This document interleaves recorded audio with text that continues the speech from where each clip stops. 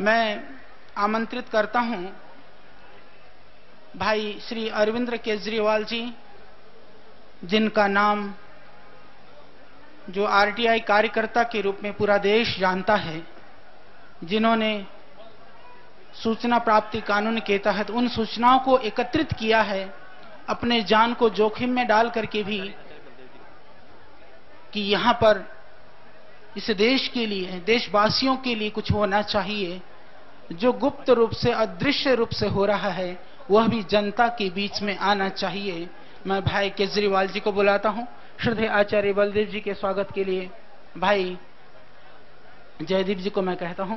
भाई केजरीवाल जी।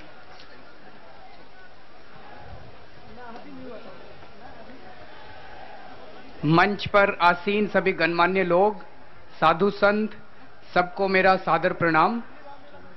साथियों, श्रद्धेय स्वामी रामदेव जी महाराज ने भ्रष्टाचार और काले धन के खिलाफ ये जो आंदोलन छेड़ा है, सारे धर्मों को, सारे लोगों को, सारे देश को जोड़ने का ये जो बीड़ा उठाया है, अब एक बहुत बड़ी उम्मीद की किरण बनी है कि अब तो देश सुधर के रहेगा। पिछले साल, 2 साल, 3 साल से एक के बाद एक देश में भ्रष्टाचार के बड़े बड़े कांड सुनने को मिले हैं, देखने को मिले हैं। तो एक बहुत बड़ा प्रश्न उठता है कि इतना सबूत भ्रष्टाचार के खिलाफ, भ्रष्टाचारियों के खिलाफ इतना सबूत सबके आने के बावजूद कोई जेल क्यों नहीं जाता? ऐसा क्यों होता है कि सबको पता है कि इसने इतने पैसे की चोरी की, इसके बावजूद कोई जेल नहीं जाता? इसके ऊपर हम सब लोगों ने जब अध्ययन किया, मैंने, किरण बेदी जी ने, लिंगडो साहब ने, अन्ना हजारे साहब ने, हम सब लोगों ने जब अध्ययन किया, तो हम लोगों ने सबने पाया कि एक बहुत बड़ी कमजोरी हमारे देश में जो है वो ये है कि हमारे देश के कानून बहुत ही सड़े गले कानून हैं। कुछ लोगों को यह गलतफहमी है कि हमारे कानून बहुत अच्छे हैं और उनका इंप्लीमेंटेशन ठीक नहीं होता, उनका कार्यान्वयन ठीक नहीं होता। आज आप जब यहां से जाएं तो अपने मन से यह निकाल दें कि हमारे देश के कानून अच्छे हैं।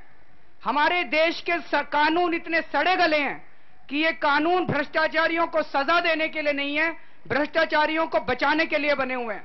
और यही एक बहुत बड़ा कारण है कि इतना सबूत पब्लिक में होते हुए भी कोई जेल नहीं जाता। मैं आपको एक छोटा सा उदाहरण देना चाहूंगा। अभी कुछ दिन पहले हम सब लोगों ने अखबारों में पढ़ा कि विनायक सेन को आजीवन कारावास हुआ। उनको किस वजह से आजीवन कारावास हुआ? उनको राजद्रोह के ऊपर उनके खिलाफ यह चार्ज है कि उन्होंने राजद्रोह किया, उन्होंने सेडिशन किया। यह राजद्रोह क्या होता है? ये आईपीसी की धारा 124 के तहत राजद्रोह क्या है, इसकी परिभाषा लिखी है।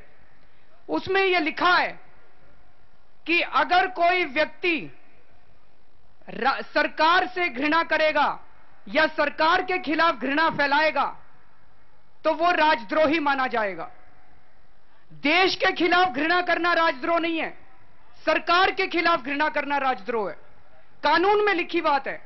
कानून यह कहता है कि आप भारत से घृणा कर सकते हो, लेकिन मनमोहन सिंह से घृणा नहीं कर सकते। मनमोहन सिंह से घृणा करोगे तो यह राजद्रोह माना जाएगा, सरकार से घृणा करोगे तो यह राजद्रोह माना जाएगा। यह कानून 1860 में अंग्रेजों ने बनाया था। 1860 में देश नहीं था, भारत नहीं था, अंग्रेज सरकार थी। और उस अंग्रेज सरकार का एक ही मकसद था, उनका मकसद था हमारे देश को लूटना, हमारे देश को इकोनॉमिकली लूटना। उस वक्त जो यह कानून बना, इस पूरे कानून को आप उठा के देख लीजिए, भारत को लूटना राजद्रोह नहीं है, लेकिन उस लूट के खिलाफ नफरत करना राजद्रोह है। तो जब अंग्रेजों ने यह कानून बनाया तो यह समझ में आता है कि अंग्रेजों का मकसद तो लूटना था, और जो अंग्रेजों के खिलाफ नफरत करता था वो राजद्रोही करार दिया जाता था। लेकिन दुर्भाग्य की बात यह है कि आज 2011 में भी यही कानून चलता आ रहा है। हमारे देश में ए राजा 2 लाख करोड़ लेके भाग गया, यह राजद्रोह नहीं है। 2 लाख करोड़ रुपए का मतलब हमारे देश का टोटल बजट 7 लाख करोड़ रुपया है। एक आदमी हमारे देश का 25% बजट लेके भाग गया, ये राजद्रोह नहीं है। ये क्या है? ये भ्रष्टाचार है। भ्रष्टाचार का मतलब कि अगर एक टीटी 1000 रुपए की रिश्वत ले ले तो उसको भी उतनी सजा मिलेगी और राजा को भी उतनी सजा मिलेगी।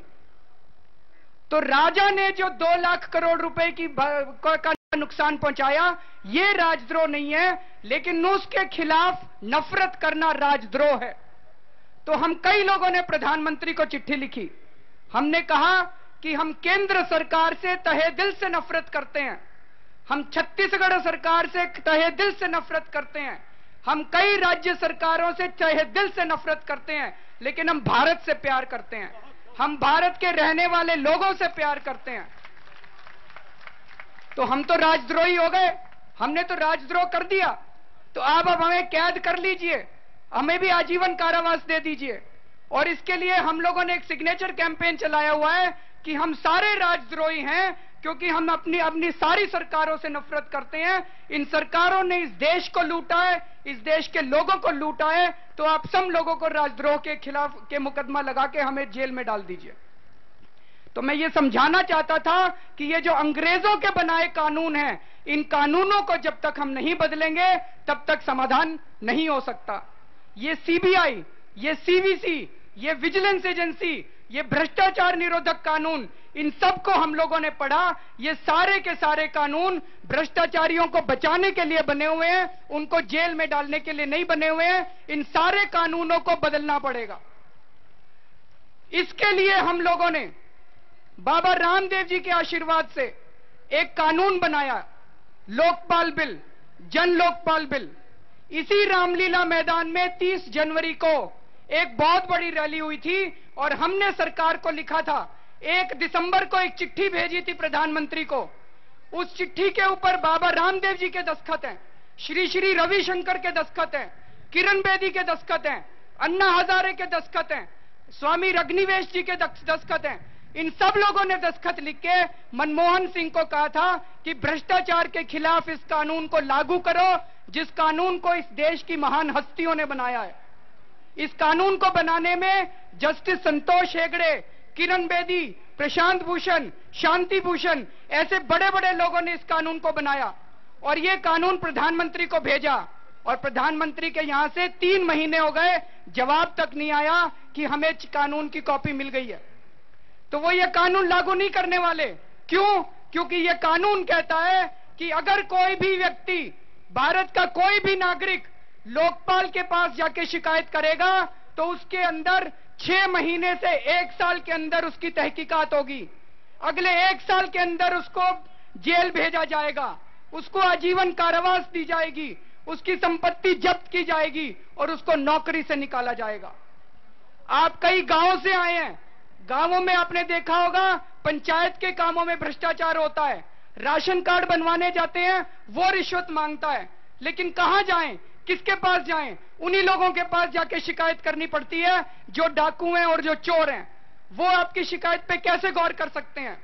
तो हमें एक ऐसा कानून चाहिए जहां पे एक आम आदमी जाके भ्रष्टाचार की शिकायत करे और उस शिकायत पर 6 महीने के अंदर कार्रवाई हो और 1 साल के अंदर भ्रष्टाचारियों को जेल भेजा जाए।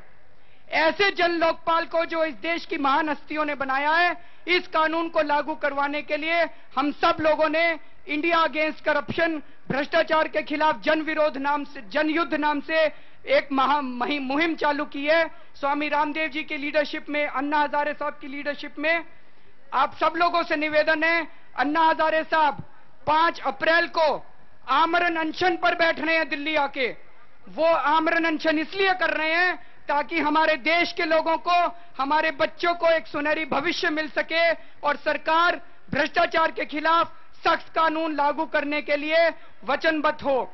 मेरी आप सब लोगों से गुजारिश है कि 5 अप्रैल को सब लोग 1 दिन, 2 दिन, 3 दिन, जितने दिन हो सके अन्ना हजारे साहब के साथ हम लोग भी उपवास करेंगे। कम से कम 1 दिन के लिए 5 अप्रैल को सब लोग उपवास करें। हमारा किसी पॉलिटिकल पार्टी से कोई, हम किसी के खिलाफ नहीं है, हम किसी नेता के खिलाफ नहीं है, हम भ्रष्टाचार के खिलाफ हैं और हम चाहते हैं कि ये जो बाबा रामदेव जी ने मुहिम चालू की है, अंत में इस देश से भ्रष्टाचार समाप्त हो। बहुत बहुत शुक्रिया।